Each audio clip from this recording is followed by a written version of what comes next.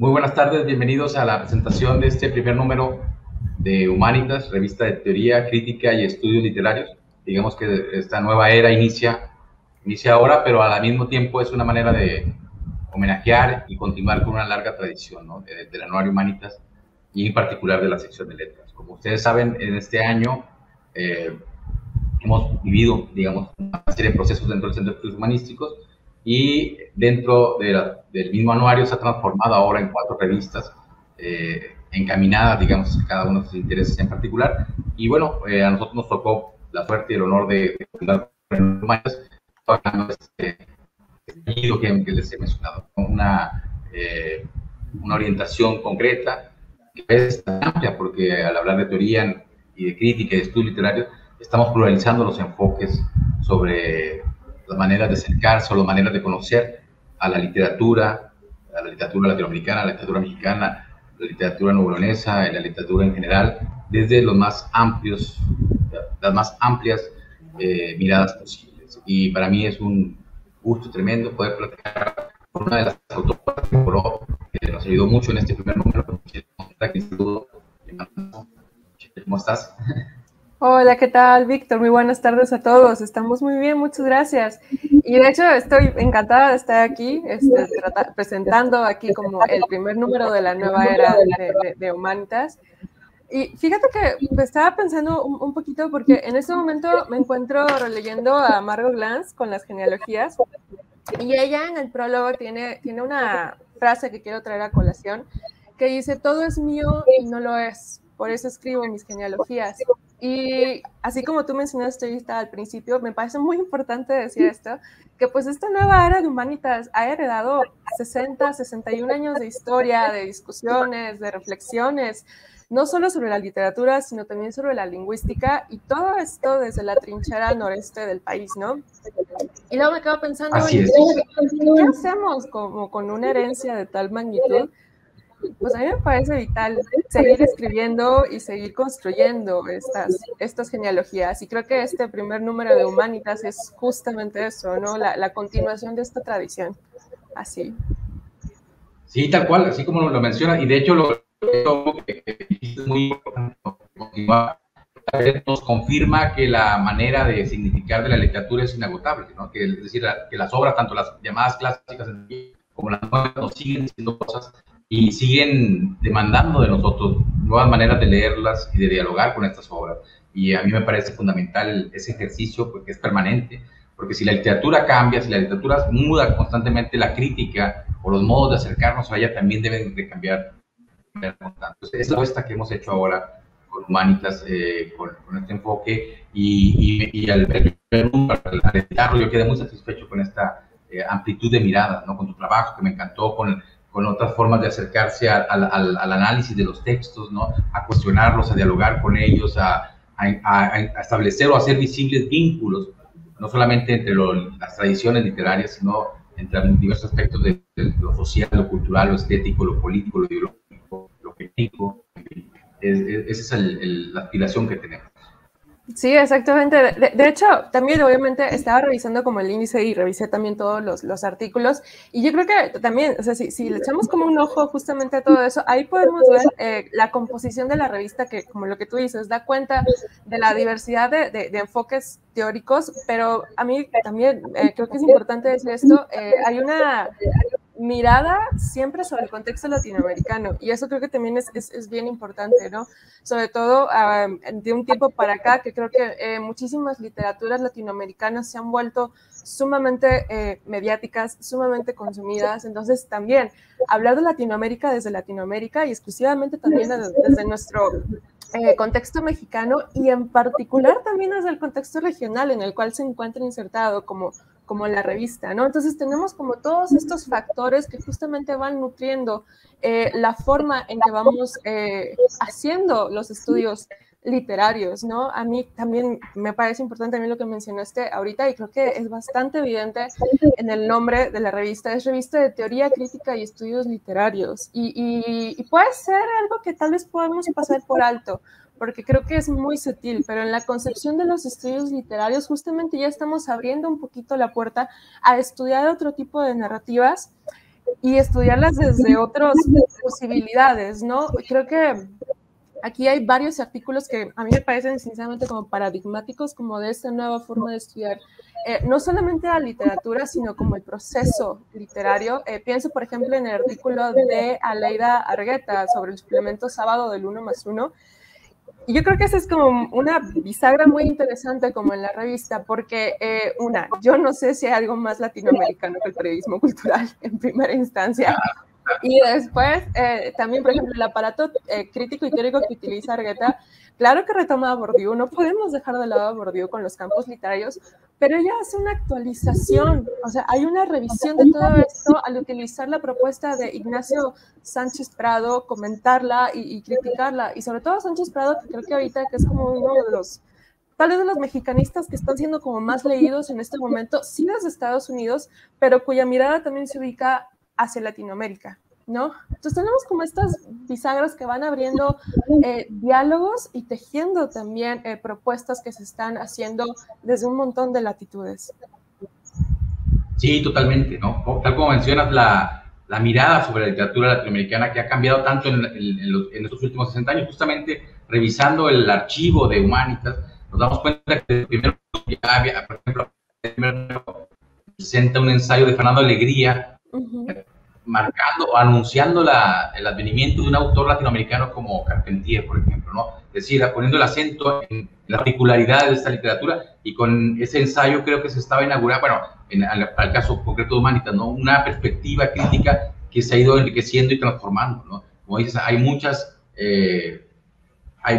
voces ahora emergentes, hay muchas maneras de creación que están dialogando o tensionándose unas con otras a lo largo de todo el continente, por decirlo así, y es urgente mirarlas, construir herramientas críticas. Entonces yo también, para mí también es importante siempre esa doble mirada, ¿no? La literatura y la crítica no van juntas, no una después de la otra, sino que se retroalimentan, y estudiar la literatura latinoamericana es también estudiar las maneras en que la hemos criticado, digamos. Entonces, a mí me parece también muy importante la autorreflexión crítica y la reflexión sobre la historia literaria latinoamericana, o la historia literaria latinoamericana, que lo anunciaba Enrique Sureña hace 100 años, tiene que estarse revisando constantemente, ¿no? Cuestionándose, claro, construir cánones, porque necesitamos ciertos puntos de partida, pero no eternizarlos, sino enriquecerlos, incluso hasta cambiarlos. Parece un oxímoron, ¿no? Eso es lo que para y otras intenciones, dialogar con las diferentes voces críticas al interior y el exterior de las academias latinoamericanas, también obviamente las academias norteamericanas, europeas, pero sobre todo ver qué está pasando con los estudios literarios en América Latina, ¿no? ¿Qué retos estamos enfrentando? ¿Qué desafíos nos esperan? Y eso es digamos, lo que Sí, justamente. Sí. Ahorita que mencionabas la cuestión del canon, por ejemplo, que de un tiempo para acá hay un montón de textos y artículos que hacen como una crítica como este canon hegemónico. Sinceramente yo pienso que últimamente el canon nos sirve también justamente para criticarlo, ¿no? O sea, el canon está ahí para criticarlo, para un poco deconstruirlo. Yo sé que es una frase que utilizamos muchísimo últimamente también como en los estudios académicos, pero de verdad, a través de una revisión del canon podemos observar un montón de dinámicas que le competen no solamente al acto de la escritura, sino como a todas las producciones culturales y de poder que hay como girando, ¿no? Alrededor de esto, ¿no? También, ahorita un poco como lo que estamos platicando, y sobre todo como haciendo hincapié como en los textos que están publicados ahorita en Humanitas, me lleva mucho la atención que si bien nos encontramos dentro de los estudios literarios, también nuestras fuentes se han ido diversificando. Ya no solamente trabajamos con los textos que se encuentran como en un soporte tradicional, pensamos en el libro como tal, sino que también los estudios literarios ya se realizan abriendo un poco las fuentes. Ya investigamos periódicos, ya investigamos archivos, ya investigamos revistas, y no es algo que esté sucediendo exclusivamente de un tiempo para acá, ¿no? Yo creo que siempre se ha hecho, pero ahorita estamos con una coyuntura que es muy importante, sobre todo para ayudar a visibilizar todos estos otros trabajos que se han hecho, ¿no? Y justamente por eso también creo que muchos de los artículos que llegan aquí proponen lecturas y análisis bien novedosos dentro de, como tú lo mencionaste, claro que hay grandes temas eternos que nunca nos vamos a acabar, pero justamente trabajarlos a partir de otras perspectivas es lo que va a ir nutriendo mucho el conocimiento que vamos a ir generando. Pienso, por ejemplo, ahorita para poner un ejemplo, en el caso del artículo de Nínive Vargas, análisis de las intervenciones de los monumentos de la independencia, y yo sé que tal vez, no sé, para cierto grupo de personas que puedan encontrar este artículo dentro de una revista de estudios literarios, y va a ver, bueno, ¿y esto qué tiene de literatura? Pero últimamente, si estamos abriendo el concepto de literatura, lo estamos abriendo hacia la cuestión de la narrativa, y de las narrativas, ¿no? Y que son las pintas en el Monumento de la Independencia, sino justamente una muestra de una coyuntura social que también es sumamente pertinente analizar, ¿no? Y creo que Nínive lo hace de forma muy interesante, como en ese artículo que está ahí, ¿no? Que ella hace un análisis de las intervenciones del Monumento a la Independencia, las intervenciones feministas, que han estado crearon mucha polémica, lo cual me parece sumamente interesante, también sobre cómo estamos conceptualizando la memoria y cómo estamos conceptualizando también el olvido, qué nos estamos permitiendo recordar y qué nos estamos permitiendo dejar en los edificios, en los textos que hacen una ciudad de forma última, ¿no? Y aquí quería rescatar un poco el ensayo Creación y Memoria de Coral Aguirre, porque de nuevo estamos hablando de estos eternos temas que no se acaban, pero que justamente al momento de tratarlos desde otro punto de vista, estamos creando una nueva forma de conocimiento, ¿no? Y voy a leer aquí tantito porque me parece bien importante. Coral escribe, no obstante, lo que conmueve y agobia es que la mayoría de nuestra literatura latinoamericana, pienso en la sureña particularmente, está hecha en el olvido. Quiero decir que en el exilio que lleva a ver lo que hemos perdido como una suerte de aura que nos propone el ejercicio de la memoria como un juego de las escondidas. Está, pero no está. Es, pero no es.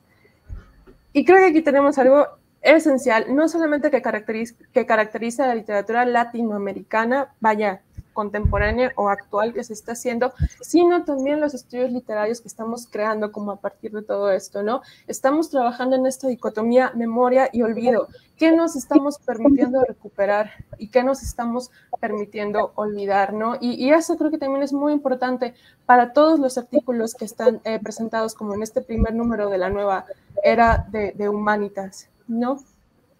Totalmente, sí. Fíjate, justo lo que mencionas, nuevas maneras de narrar los temas que están ahí, que nutren a la literatura, como dice, la memoria, la contramemoria, la historia, el olvido, la ciudad como texto, que también está muy fuerte en tu ensayo, que a mí me gustó muchísimo. ¿Cómo leemos ahora, ¿no? Esa relación entre la polis y la escritura, entre los monumentos y la escritura, entre el cuerpo y la escritura, también como menciona el ensayo de Coral. Y bueno, eso me parece que es un territorio inmenso que hay que explorar y hay que revisar o revisitar constantemente, porque es la manera en que mantenemos y alimentamos, creo yo, no solamente los estudios literarios, sino una opinión pública crítica, dialógica y urgente, ¿no? Es decir, yo me lo planteé así, ¿cómo no dar cuenta de esto en esta revista, de lo que está pasando ahora en el mundo, en nuestro país, en nuestra ciudad? En la manera en que estamos leyendo, en la manera en que estamos dialogando entre la memoria y el olvido, como mencionamos. Entonces, tratar de abrir las puertas para todos esos enfoques y, por supuesto, la revisión histórica constante. Por ejemplo, está también el ensayo de Alberto Enríquez Perea, que es un gran experto en el trabajo con archivo, por ejemplo, y que rescata algo muy importante, que es cierto, son los 100 años de la revista El Maestro, ese proyecto, ese dispositivo cultural que dio Vasconcelos y que fue tremendamente importante para la transformación social, digamos, del México letrado de la primera mitad del siglo XX, ¿no? Era un tiraje fundamental. Ahí se publicó por primera vez La Suave Patria de Ramón López Velarde, sí. Y en un ejemplar del Maestro, por ejemplo, eso está afuera un poco del texto de nuestro querido amigo Alberto, pero Borges lo leyó por primera vez, La Suave Patria, es decir, la revista circulaba por todo el continente, ¿no? Era realmente un circuito, y de ahí también que lo conecto y recuerdo lo que mencionaste del ensayo de Aleida, ¿no?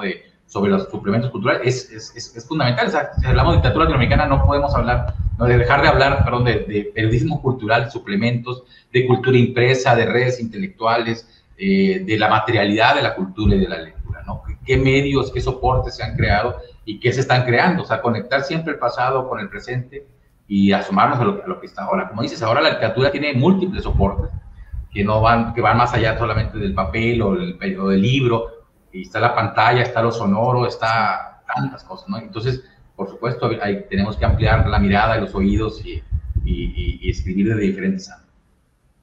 Sí, sí, sí, justamente. Y también, por ejemplo, ahorita que estás platicando sobre la cuestión del periodismo cultural, creo que también nos están diciendo que la literatura no es solamente como el acto de la escritura, la literatura también es justamente todos estos circuitos que rodean como el acto de escribir. De hecho, estaba pensando que justamente este artículo que escribe Aleida Argueta, incluso pudiéramos hacer como una comparativa como en Nuevo León, en Monterrey específicamente, pienso muchísimo en el suplemento Aquí Vamos, que dirigió Jorge Cantú de la Garza, donde ahí empezaron a publicar, pienso en Rosaura Barahona, Joaquín Hurtado, Sergio Cordero, Dulce María González. No, imagínate tanta gente. Sí. Ahí tenemos una parte de la historia literaria de Monterrey, que creo que también hace mucha falta, bueno, no sé si hace mucha falta, pero vaya, me parece que es necesario poder como retomar todo esto de nuevo. Yo estoy muy clavada con las ideas de las genealogías, o sea, me interesa mucho la cuestión de dónde venimos, cuál es el origen y vaya, porque justamente el presente que estamos viendo ahorita proviene justamente de todas estas cuestiones, ¿no? Que tenemos que ir revisando y tenemos que ir también como analizando y escribiendo. Pienso también que el proyecto editorial de Humanitas, de esta nueva era, es decir, pues esta revista también es una forma de contribuir a crear una comunidad. Y me interesa mucho hacer hincapié en esto, porque siempre ha habido como pique entre la cuestión de la creación literaria y los estudios literarios, y me parece que también lo que hace un poco este proyecto editorial que presentas es tratar de comenzar a dialogar en estas dos cosas, ¿no? O sea, de nuevo, siempre creemos que son cosas separadas, no lo son, o sea, hay muchos creadores literarios que son críticos literarios, que también son académicos, que también son investigadores, no son cuestiones que sean excluyentes, ¿no? Y pueden estar muy bien relacionadas, y creo que esta revista puede ser una forma de comenzar o tal vez no de comenzar, porque creo que la comunidad ahí está, pero sí un poco ir tejiendo redes, haciéndolas un poquito más evidentes entre qué estamos haciendo las personas a las cuales nos interesa la literatura desde un montón de trincheras. No solamente desde la academia o no solamente desde la creación literaria o la ensayística como tal, ¿no? Entonces, eso a mí me parece sinceramente algo que es muy importante de rescatar. Y también una cuestión que creo que, bueno, en mi caso, y esto es muy personal, leí el índice y me encontré que el 90% de las personas que acompañan, vaya, el texto que yo escribí ahí también son investigadoras o son creadoras o son ensayistas, y eso me parece importantísimo mencionarlo, porque muchas veces aún sigue pasando, las mujeres tendemos a ser como la cuota de género, ¿no? Para cumplir como con cierta cuestión, y aquí no pasa eso, ¿no? Y aquí eso me parece muy importante recargarlo, que sí hay un diálogo, y es un diálogo en su mayoría de investigadoras, y eso para mí es una cosa que es muy importante, que vaya, recalcarlo, ¿no? Y traerlo un poquito a colación. O sea, es decir, sin duda, a mí que me interesa mucho la historia de la crítica latinoamericana, los últimos años se ha enriquecido sobremanera la crítica latinoamericana desde la perspectiva feministas y de género.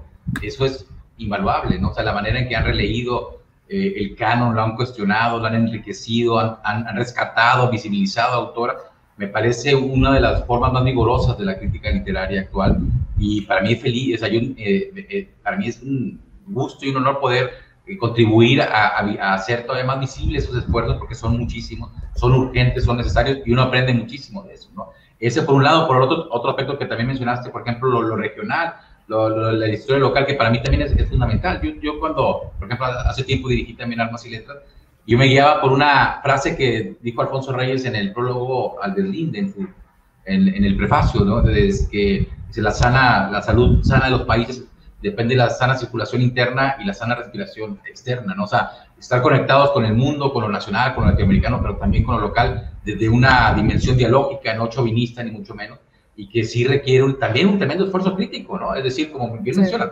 urge estudiar el Aquí Vamos, urge rescatar la revista contemporánea 1909, todo lo que los periódicos, El Porvenir, la revista de Monterrey del siglo XIX, los estudios sobre la imprenta, sobre la cultura impresa, sobre las formas de leer, sobre todos estos autores y autoras que trabajaron en un medio y en un sistema muy diferente al del centro del país, por ejemplo, o al de algunas otras regiones, y rescatar, ensayar formas de historia crítica y, en fin, de periodización, que es también muy importante, porque las regiones no tienen una periodización literaria, generalmente se acoplan a la historia nacional, que para mí una historia nacional tiene que ser historias nacionales y literaturas, todo en plural, ¿no? O sea, las literaturas mexicanas, que no solamente son en español, por supuesto, ¿no? Claro.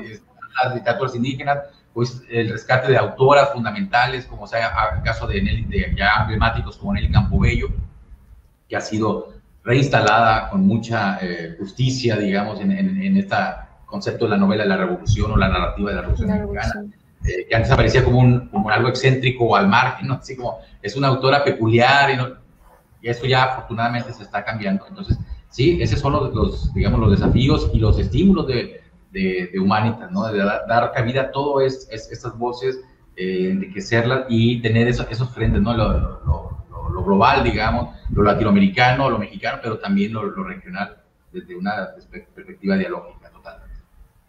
Sí, justamente. Y de hecho, de nuevo, esto creo que es muy evidente si uno revisa simplemente como el índice.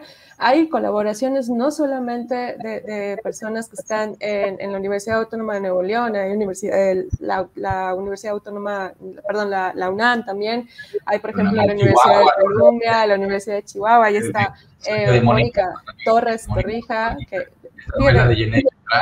Sí, claro. Por ejemplo, ella es un caso muy interesante también dentro de la revista, porque su artículo se llama La violencia del machismo en Adiós Tomasa, de Jenny Beltrán Félix. Y aquí es algo interesante, porque justamente uno puede decir, bueno, sí, claro, son los temas de moda, ¿no? Pero no son los temas de moda, ¿no? O sea, hay una coyuntura, y esa coyuntura actual nos ayuda como a nutrir los estudios literarios. Y aquí, por ejemplo, la propuesta que hace Mónica Torres también creo que es muy importante, porque ella plantea que la violencia explícita que se deriva en primera instancia del machismo, también parte de esa masculinidad dominante que se ve reforzada por la supremacía del narcotráfico, ¿no? Entonces, ahí está ligando, claro, una cuestión estructural como es el machismo, y también otra cuestión que, vaya, en los últimos, no sé, 15 años, ¿no? Hemos estado como dentro de esta violencia del narcotráfico, que tal vez no nos permite como empezar a ligar estas cuestiones. Bueno, Mónica Torres lo está haciendo, ¿no? Y lo está haciendo aquí en su artículo, ¿no? Y me parece muy importante también como hacer como una revisión de las cuestiones sociales y políticas, porque justamente eso es lo que va a nutrir nuestra investigación, nuestra escritura, ¿no? Y te fijas, y también era manera de releer o de resignificar este concepto de la literatura del norte, que también se construyó más de los parámetros de las industrias editoriales, ¿no? Entonces, sí, exacto, Mónica le da como una vuelta de tuerca a todos estos fenómenos, la violencia, el narcotráfico, pero el machismo, pero rearticulado desde una perspectiva crítica muy interesante.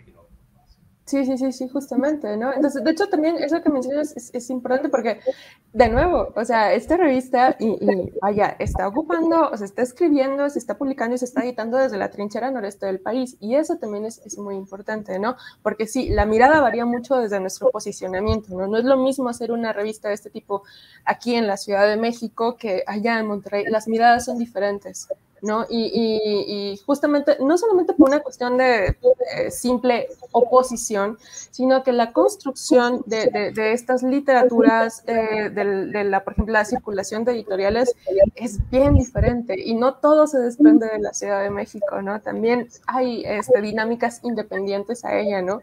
Y eso también es importante, como decirlo.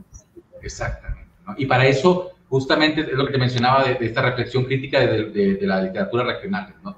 Tu ensayo, el ensayo de Mónica, permiten, ¿no? Y también el de Nora Cruz y la maestra Rosa María Gutiérrez, de releer el norte desde otros parámetros, como dices, o sea, que no necesariamente tienen que pasar por el filtro de la literatura nacional, sino al contrario, que están como haciendo un terreno mucho más horizontal, donde se pueda ver, por ejemplo, lo heterogéneo de la literatura mexicana o de las literaturas mexicanas, ¿no? Que responden a diversas circunstancias, que se enuncian desde diversos contextos y que por lo tanto requieren diversos instrumentales teóricos y críticos para poder abordarlos, porque no, como un solo filtro, pues no, al final termina por homogenizar, al menos esa es mi lectura, así lo siento.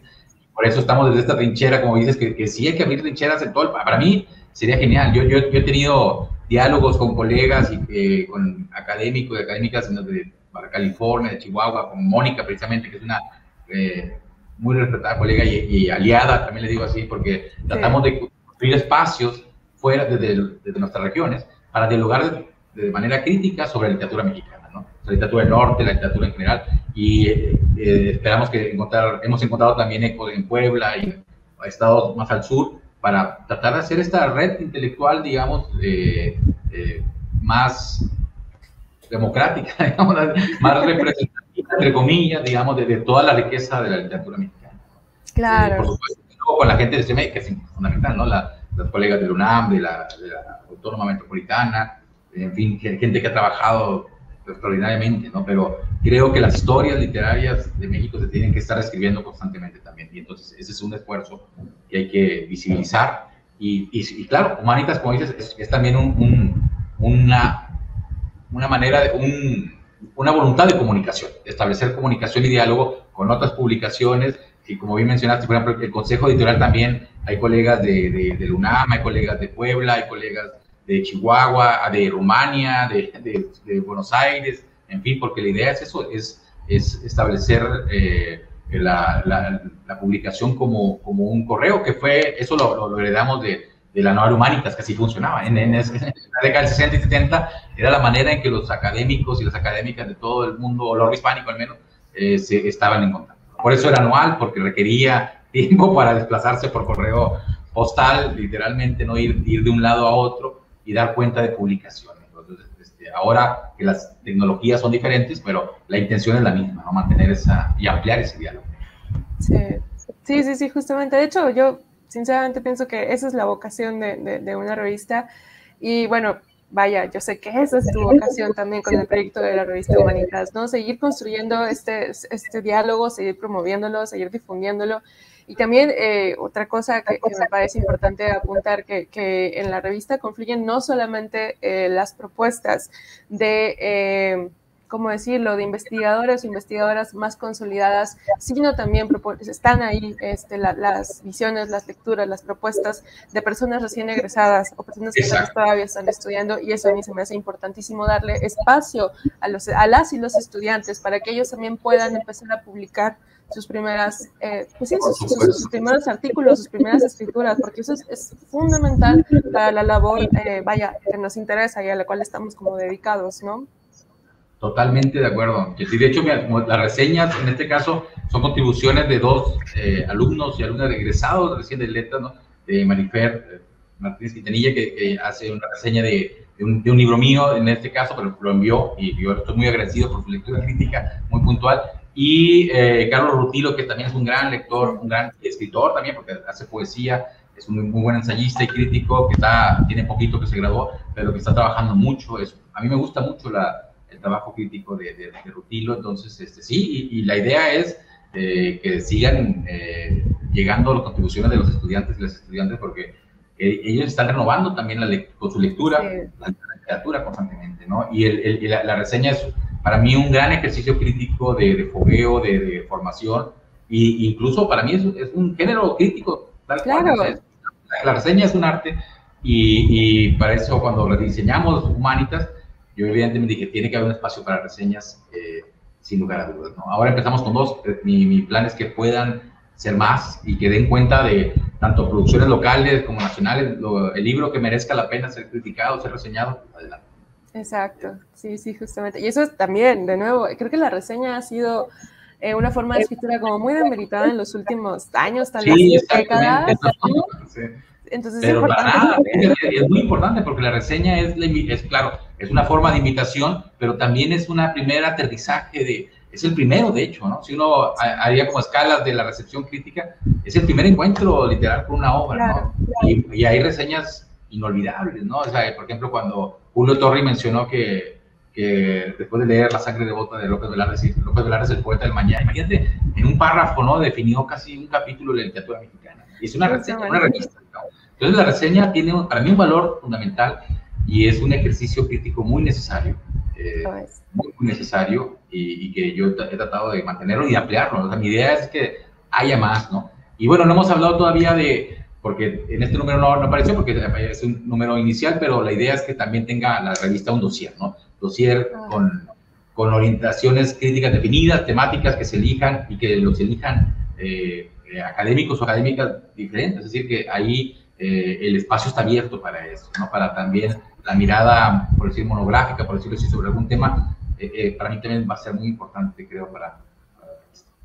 Claro, sí, sí, sí, no, los dossiers también son importantes porque justamente ahí estábamos viendo como una reunión tal vez atravesada puede ser como por un tema o por una línea teórica, pero ahí tenemos reunidos como todo un conjunto como de narrativas al respecto de un tema. Exactamente, ¿no? El dossier como atender a algo urgente, digamos, que requiere una mirada amplia y colectiva, concreta, entonces para mí es fundamental, o sea, parte de la estructura de esta revista, aunque en este número no esté, pero va a estar, ya sabemos que vienen cosas muy interesantes, bueno, no sé si luego lo anunciamos, pero estén muy pendientes porque el segundo número va a tener un dossier muy, muy bueno y que al rato lo anunciaremos como se merece, pero es muy importante, lo que quiero decir es eso, que para mí también el dossier es parte fundamental de esta nueva Humanitas y que está ya al ser lanzada, siempre decimos eso, ¿no?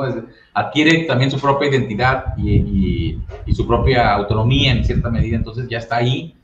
Fueron meses, muchos, de estarla trabajando, diseñándola. El trabajo y el respaldo de los colegas y amigos y amigas del Centro de Estudios Humanísticos ha sido extraordinario, desde César Morado, el director, hasta los compañeros editores de las otras revistas, todos nos hemos ayudado y hemos recibido este apoyo muy importante porque fue una labor titánica. Primero, cerrar el anuario, que teníamos algunos números pendientes, los sacamos, cerrar con mucha dignidad y gusto y orgullo esa etapa primera de 60 años de Humanitas y luego ahora iniciar esta otra. Entonces ha sido unos años, esos últimos 2 años y esos últimos meses muy intensos, pero bueno, ya están ahí los frutos y eso nos tiene muy contentos.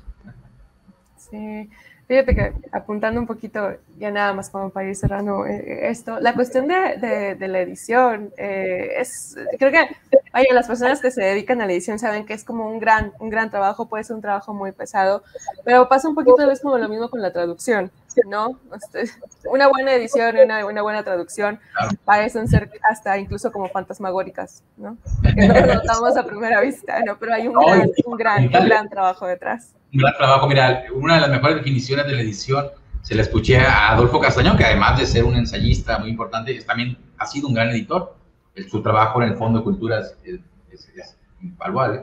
Y él decía que el trabajo de editor, decía, mire, yo lo veo así, es como la gente en cualquier tienda grande, digamos, es el que envuelve el regalo, pero para que quede bien bonito. O sea, que la persona así que le da el regalo, pero él le pone el moño y todo para que, y es cierto, o sea, sí, como dices, a veces no se da uno cuenta, pero el trabajo de edición es fundamental, vital y urgente, sobre todo en las revistas como en las nuestras, es uno de los pilares, ¿no? Claro, sí. Y bueno, pues no sé si ya estamos, me parece que ya estamos cerca de ir cerrando. Un poquito, así, pero... Bueno, yo quiero aprovechar también para agradecerte mucho, Michelle, la complicidad, la colaboración, el estar ahí atenta y tu lectura también de este primer número, tus comentarios que han sido muy enriquecedores y que los voy a tomar muy en cuenta. Y bueno, es un gusto dialogar contigo y también podemos aprovechar ahora para invitar a colegas, amigos, amigas o a los que nos estén viendo a que colaboren con Humanitas. Hay un proceso ahora muy claro a través de la plataforma, ustedes se registran, suben y nos encantará poder recibir sus trabajos. Hay todo un sistema ya de evaluación, en fin, que fue otro de los objetivos que nos propusimos, digamos, cumplir con todos los requisitos que piden estas instancias como Guanacit, etcétera, para que esta revista, que ahora es semestral, también hay que decirlo eso, hay cambio también en la periodicidad, esté al día, ¿no? Y entonces, por favor, es lo que nos nutre, ¿no? Las colaboraciones. Exacto, sí, justamente, no, sí, en efecto, terminar justamente como con esta invitación, porque pues una revista se nutre de sus colaboradores y de sus cómplices, entonces, bueno, ya saben, aquí la nueva era de la revista Humanitas está abierta a cualquier tipo de colaboración y recepción. Creo que la página también es como muy amable, entonces no Sí, hemos tratado, exacto, de que sea lo más amable y fácil, ¿no? Miren, si yo puedo hacer lo que exacto. que ustedes van a poder sin dificultad hacerlo. Alguna. Y bueno, y eso, y que sea un vínculo que, como bien mencionó Michelle, entre colegas, entre estudiantes, entre egresados, egresadas, entre críticos, críticas, lectores, creadores, creadoras. Eso es lo ideal, que Humanitas tiene la fuerza abierta para todos. ¿Sabes? No es estrictamente algo así académico cerrado, al contrario, ¿no? Es precisamente el desafío que hemos tomado es eso, nutrirnos, por supuesto, de la crítica académica, como se dice, que es muy importante, sí, pero también instalarla en el espacio público, ¿no? Y de tratar de dialogar con esa crítica pública, de ahí que le demos tanta importancia a las reseñas, que suelen ser o estar en espacios más como periódicos o suplementos. Sí. Es decir, tener ese punto de equilibrio, de estar y no estar en la academia solamente, no estar dialogando, eso es la intención, una de las intenciones principales. Pues sí, pues la verdad es que yo estoy muy agradecida de que me hayan invitado aquí a presentar la revista, a dialogar contigo, ya sabes que yo encantada, y la verdad, enhorabuena por Humanitas, y pues claro que seguiremos de cerca este proyecto editorial que promete muchísimo, ¿no? Y con una promesa constante del diálogo académico y el diálogo literario también, que de nuevo, yo sostengo, no son excluyentes, ¿no? Entonces, aquí veremos. Bueno, uno de los próximos dossiers va a estar coordinado por Michelle, lo cual nos tiene muy, muy contento, que aparte es sobre narradoras latinoamericanas, que es fundamental. Aprovecho para decir que también disfruté mucho tu ensayo reciente sobre el trabajo que estás haciendo es estupendo y urgente, muy urgente. Entonces, es un honor, para Humanita va a ser un honor tener también el dossier coordinado por ti. Entonces, no, muchísimas gracias. De hecho, también justamente es el dossier, de nuevo, es el dossier, vaya, es básicamente la complicidad con colegas, muchísimos colegas que han estado como trabajando ahí. Estas redes son muy, muy importantes, sí, y muy nutritivas para todos. Exactamente. Entonces, bueno, pues entonces aquí seguiremos, nos seguiremos leyendo, seguiremos dialogando y seguiremos muy de cerca la revista Humanitas. Muchas gracias, Víctor. Muchas gracias, Michelle. Muchas gracias a todos ustedes. Ya saben, ahí está la revista, ya es totalmente de libre acceso.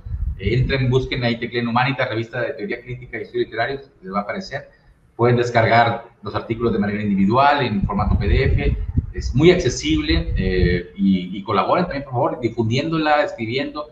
Todo eso es lo que alimenta a nuestro proyecto. Muchísimas gracias a todos y aquí estamos y esperemos para fin de año el siguiente número. Claro que sí. Hasta luego. Muchas gracias.